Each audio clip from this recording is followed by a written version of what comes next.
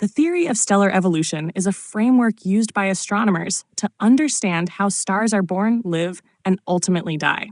Just as biological organisms go through distinct life stages, stars undergo a similar process, evolving over millions to billions of years. This theory is based on a combination of observations, mathematical models, and the principles of physics, particularly thermodynamics, nuclear fusion, and gravitational dynamics.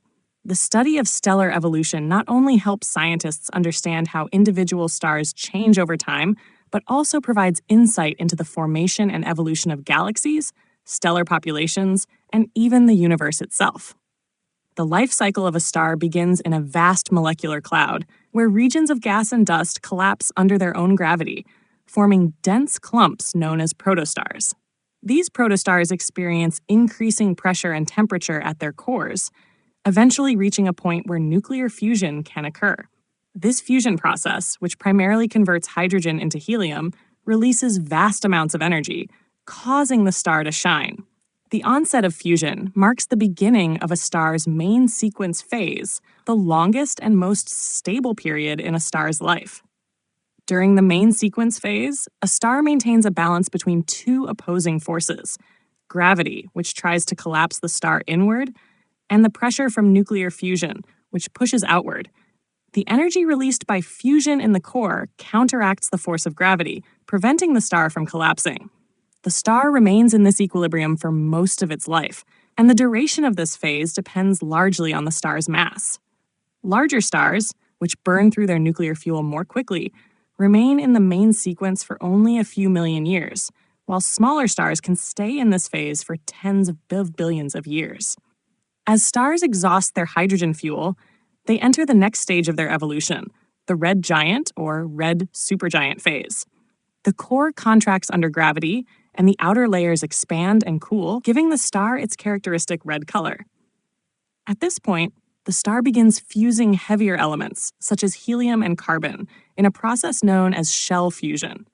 The star's outer layers may shed, forming a planetary nebula in the case of low to medium mass stars, or a supernova in the case of massive stars. The remnants left behind from these processes depend on the star's mass and can include white dwarfs, neutron stars, or black holes. For low to medium mass stars, the end of the red giant phase typically leads to the formation of a white dwarf.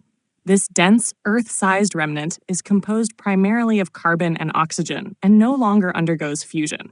Over billions of years, the white dwarf will cool and fade, eventually becoming a cold, dark, black dwarf. In contrast, more massive stars end their lives in a dramatic explosion known as a supernova. During a supernova, the core collapses into a neutron star or black hole, and the outer layers are ejected into space. This explosion is one of the most energetic events in the universe, releasing enormous amounts of energy and creating heavy elements that are dispersed into the interstellar medium, enriching the cosmic environment. The theory of stellar evolution has been significantly advanced by observational data, such as the study of star clusters and the observation of distant galaxies. Astronomers have also developed models to predict the various stages of stellar evolution, providing insight into the life cycles of different types of stars.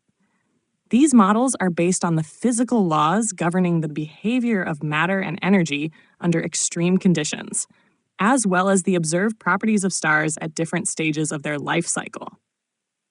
The study of stellar evolution is not only important for understanding the life cycles of stars, but also for the formation and evolution of galaxies.